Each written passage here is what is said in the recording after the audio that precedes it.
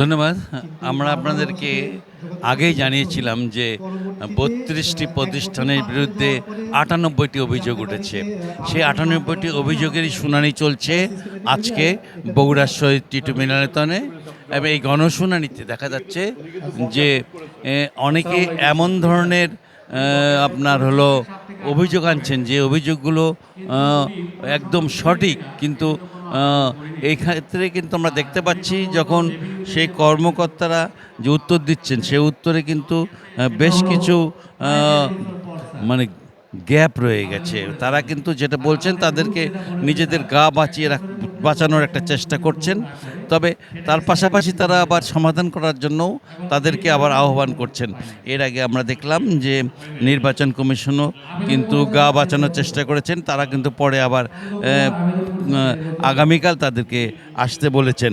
ঠিক এমনই ঘটনা কিন্তু ঘটেছে আপনার হলো শহীদ জিয়াউর রহমান মেডিকেল কলেজ হাসপাতালের কর্তৃপক্ষের পক্ষে।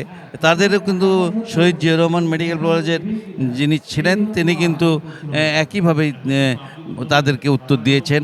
তার ফলে এখানে যারা অনেক লোক এসছেন তারা কিন্তু আপনার বলছেন যে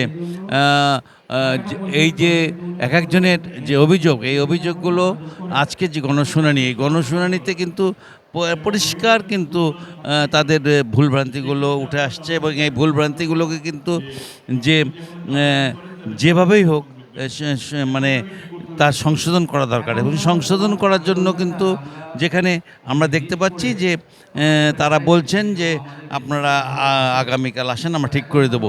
কিন্তু ঘটনাটা হলো যে আগামীকাল যেটা ঠিক করে দেবে এর মানে বিষয়টা কিন্তু যতটা সহজ ভাবে বলছি আমরা, ঠিক ততটা সহজ কিন্তু আসলে নয়। দেখা যাচ্ছে যে আজকে কিন্তু তারা বলছেন যে ঠিক করে দেবো কালকে, কিন্তু আগামীকাল যখন লোক যাবে তখন কিন্তু দেখা যাবে যে তাদের ভিতরেই ঢুকতে পারছে না।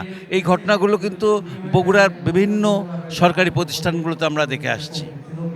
মোটামুটি বগুড়ার এই গণশুনানি থেকে আমার এই ছিল সর্বশেষ।